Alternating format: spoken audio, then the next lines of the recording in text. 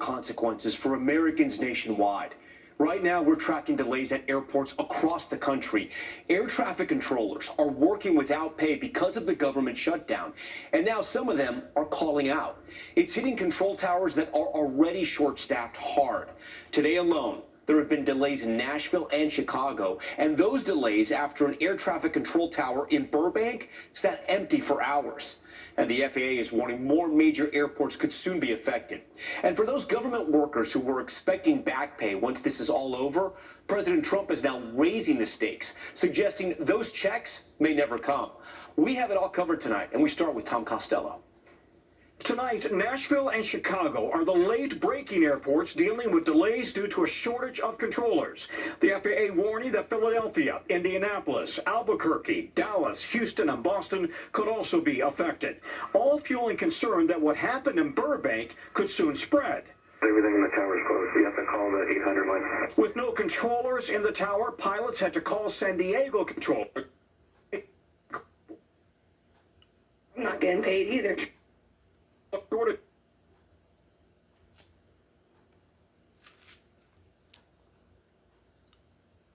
Already working mandatory overtime to make up for too few controllers.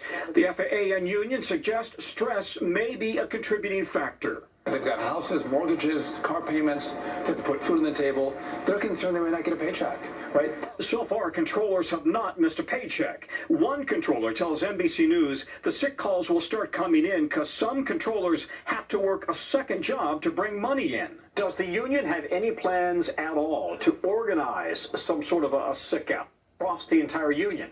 Absolutely not. We are going to show up work again to serve. The government shutting down? The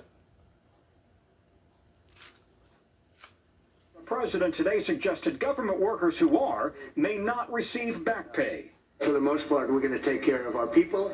There are some people that really don't deserve to be taken care of, and we'll take care of them in a different way. All right, with that, Tom joins us now live from Reagan Airport. Tom, remind our viewers, there's a law meant to protect furloughed workers in this exact situation? Yeah, that's right. A 2019 law requires back pay for furloughed government employees. By the way, it's also illegal for air traffic controllers to go on strike. So we're going to be watching very closely. If they start missing paychecks, will those sick calls and could the delay? Tom, for us tonight. Tom, thanks. We're also tracking frightening flash floods in Kentucky today. Cars submerged, a highway blocked, and roads looking like rivers. NBC News meteorologist Bill Cairns tonight with the dangerous weather.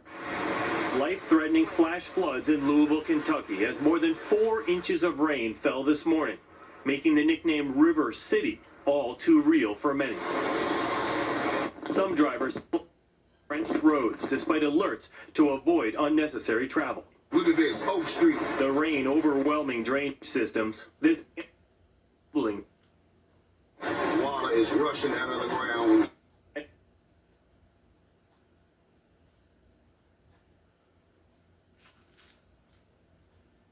Urging caution. If you're driving, turn around. You see a jackknife truck temporarily closing down north as suburban backyards were left completely.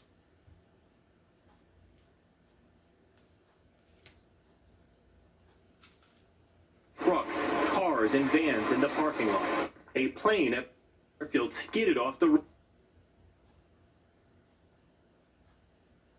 board, luckily reported to be okay. The deluge in Louisville today, part of a cold front now moving northeast towards the I-95 corridor.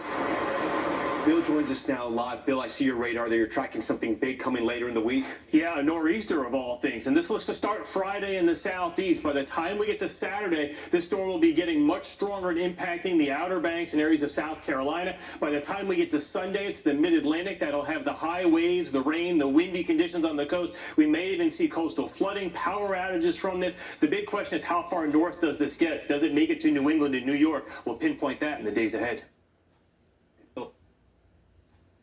Hearing on Capitol Hill, Senate Democrats grilling Attorney General Pam Bondi over DOJ investigations and questions over the Bondi pushing.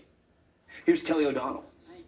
Attorney General Pam Bondi, combative in today's hearing, Don't call me a liar. frequently clashing with Senate Democrats. Don't you ever challenge my integrity. A key issue? Whether political independence or political interference guides decisions at the Department of Justice. I am not going to discuss any internal conversations with the White House with you. Illinois Democrat Dick Durbin pressed on the legal rationale for deploying National Guard in American cities. What's the secret? Why do you want to keep this secret? The American people don't know the rationale behind the deployment of National Guard troops in my state. They're working to protect you. I wish you loved Chicago as much as you hate President Trump. On display, a poster-sized version of President Trump's social media message imploring Bondi to investigate his perceived enemies. 5 days later, former FBI Director James Comey was indicted. Bondi defended the process.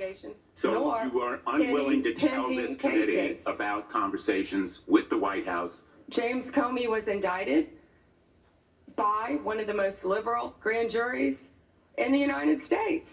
Bondi rebuffed questions about the Jeffrey Epstein case and whether any photos of President Trump, who knew Epstein, are in government files. Yeah, you're grilling me on President Trump and some photograph with Epstein? Come on. Republicans urged Bondi to investigate why the FBI had obtained phone records of several GOP senators as part of a January 6th probe.